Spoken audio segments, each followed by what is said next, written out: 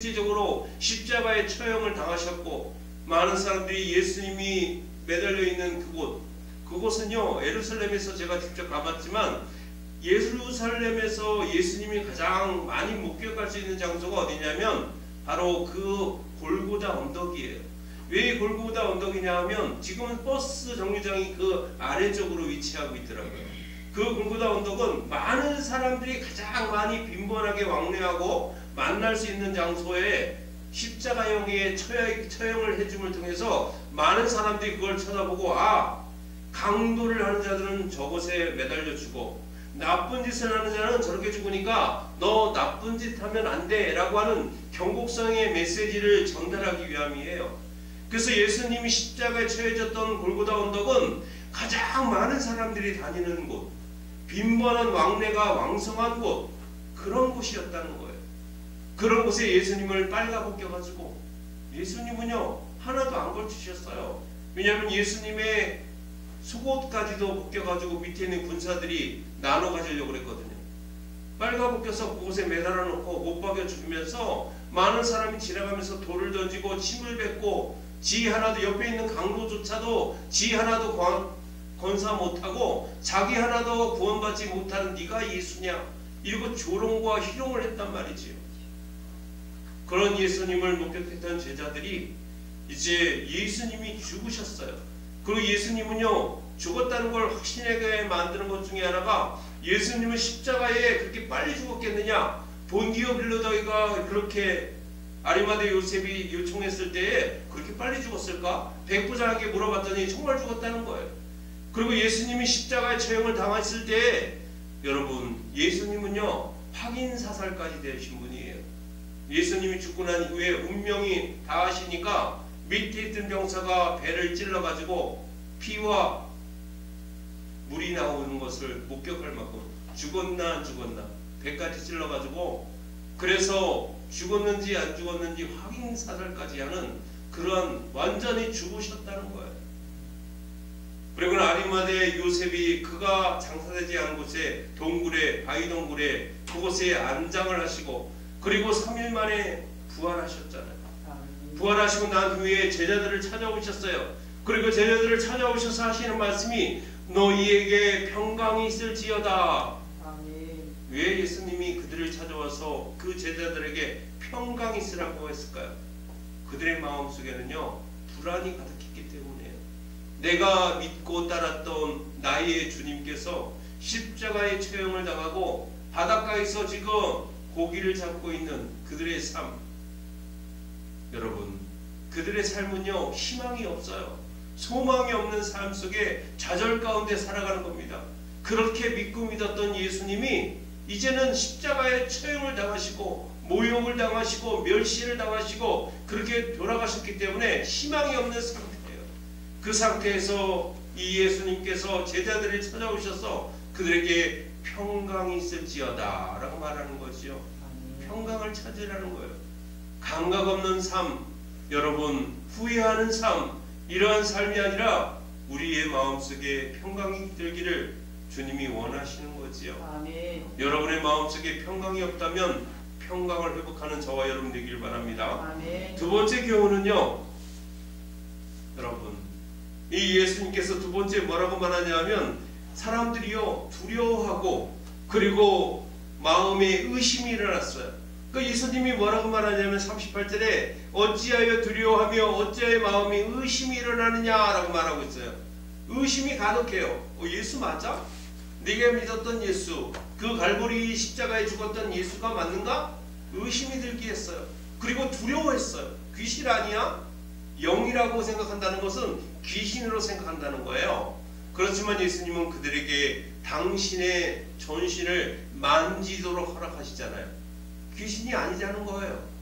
나는 영이 아니라는 거예요. 육체를 가지고 있고 그래서 그 육체가 내가 부활했다고 하는 사실을 너희들이 만져보라는 거죠. 아멘. 그래서 만져보고 믿게 되어지는 거죠. 여러분 우리는요 이러한 것을 볼 때 가져야 될 믿음의 자세가 한 가지가 필요한 것이 하나 있어요. 그것이 뭐냐면 믿음의 안목을 키우십시오. 아멘. 많은 사람들이요 그냥 주어진 것만 주어진 현실에서 안주하려고 해요. 기독교인은요, 믿음의 안목이 있어야 합니다. 여러분, 믿음의 안목이 커야 돼요. 오늘만 살아가는 안목이 아니라 내일 있을까지, 내일도 우리 주님께서 어떻게 나에게 일하실 것인가까지도 생각할 수 있는 안목을 키우셔야 합니다. 오늘 하루 일로 그냥 끝납니다가 아니라 하루로 만족하는 삶도 중요하지만 우리 주님이 주시는 믿음의 안목을 잘 키워나가는 것이 중요하다는 거예요. 여러분의 믿음의 안목이 없다면요, 오늘 이 시간 이후부터는 믿음의 안목을 달라고 기도하십시오. 우리 하나님은요, 우리에게 안목을 주시는 분이에요. 오늘 안주하지 않고 믿음으로 그 안목을 키워나가고 하나님이 주신 공급하시는 그 안목을 가지고 세상과 싸워 이기는 저와 여러분 되기 바랍니다.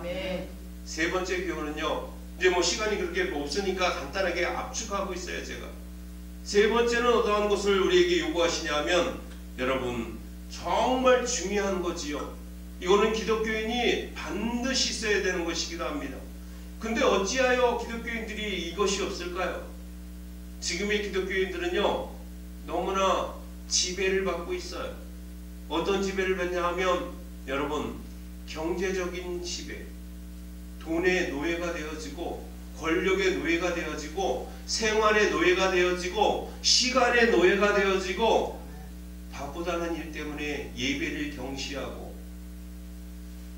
가족이 찾아왔다고 예배드리지 않고 형제가 찾아왔다고 예배를 멀리하고 별다른 이유를 다 대면서요 회피한다는 거예요. 여러분의 삶이 절망적인 삶이 내 앞에 주어졌을 때 여러분 한번 가정해 봅시다. 내가 정말 바닷가에 나갔다가 그만 파도에 휘말렸어요. 누군가가 나에게 밧줄을 던져주면요, 제가 살 수 있는 기회가 주어져요. 근데 밧줄을 갖고 있는 사람이 바쁘다는 이유 때문에 밧줄을 안 던져줘요. 내 삶이 바빠. 당신이 죽고 안 죽고의 문제가 중요한 게 아니라 내가 지금 내 삶의 시간이 바빠. 무엇 때문에? 친구도 만나야 되고 애인도 만나야 되고 누구를 만나야 되기 때문에 당신에게 밧줄을 던져줄 시간이 없어. 그 사람은 죽어가고 있는데 어떻게 생각하시나요? 내가 당사자라면, 물에 빠진 당사자라면 그 사람을 원망하겠지요. 왜냐하면 그게 중요한 게 아니라 내 목숨이 중요하잖아. 나를 구해줘야지. 나를 구해주지 않고 뭐가 당신 생활이 중요해. 그런데 이것이 똑같다는 거예요. 다윗이요, 잘못을 크게 했지요. 유부녀인 그러한 한 여인을요, 달밤에 병사들이 훈련을 다 나가 정제터에 나가고 난 다음에 다윗이 성뜰을 거닐고 있을 때 밧세바라고 하는 한 여인이 목욕을 하고 있었어요. 하필 또 그때 목욕을 했을까요? 그 여인을 목격하는 순간 욕심이 일어나기 시작했죠. 저 여인을 데려오라. 그래서 수청을 들게 만들어요. 왕의 권력이니까 유모녀가 됐든 처녀가 됐든 수청을 들려면 수청을 들어야 되는 거죠. 수청을 들었어요. 그런데 이 밧세바가 임신을 해버렸네. 그 임신을 감추기 위해서 이 다윗이요, 어떻게 해요? 우리아라고 하는 남편이 있었던 밧세바가 있거든요.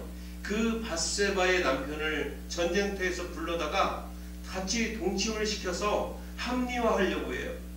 그런데 이 우리아라고 하는 이 장군은 얼마나 충직한 장군인지, 내 부하들이 전쟁터에서 싸우고 있는데 내가 어찌하여 부인과 희락거리며 살겠습니까?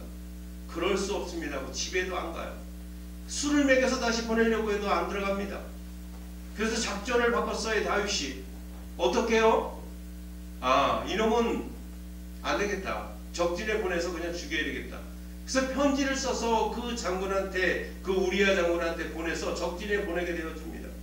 편지 내용은 또 어떤 내용이냐 하면 적진에 깊숙이 들어가거든 다 철수하고 우리아만 남겨놓으라는 거예요. 그럼 어떻게 돼요? 내가 죽이지 않아도 적군이 죽이겠지요. 실질적으로 그렇게 실행을 했어요. 그래서 우리아가 죽었어요. 바세바가 애통을 했겠지요. 부인이니까. 그리고 난 다음에 그 여인을 데려다가 어떻게 해요? 자기 첩으로 삼잖아요. 다윗이.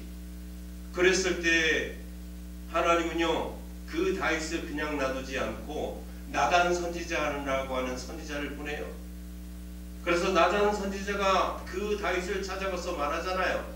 한 마을에 자식과 같이 키우는 한 양을, 자기의 양을 자식과 같이 키우고 먹는 것도 같이 먹고 자는 것도 같이 자고 하는 그런 사람이 있는데, 한 부잣집에 손님이 찾아왔는데 그 손님을 대접하기 위해서 이 양을 갖다가 대접했다. 어떻게 해야 합니까? 라고 나단 선지자가 의뢰하잖아요.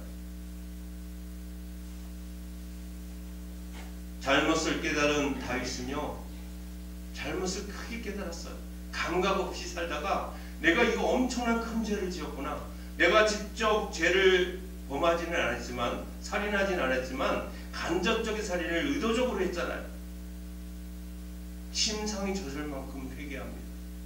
하나님께서요, 그 죄를 다 덮어주시고, 다만 태어나는 그 아이는 목숨을 앗아가잖아요. 그 사건으로 해서 결실되어지는 그 아들은 목숨이 끊어집니다. 하나님께서 주는 징벌이에요. 결실을 주지 않아요. 그리고 두 번째 태어난 아이가 여러분이 잘 알고 있는 솔로몬이잖아요.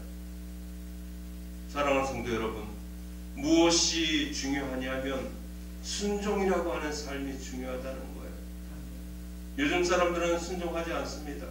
이 순종은요, 하나님이 말씀하시면 그 상황이 어떻든, 상황이 어떻든, 환경이 어떻든, 여건이 어떻든 내가 하나님 앞에 순종해야 하는 거예요. 하나님 앞에 찾아와 예배하라. 하나님께서 말씀하시면 예배해야 됩니다. 거기다가 다른 이유를 붙이면 될 수 없어요.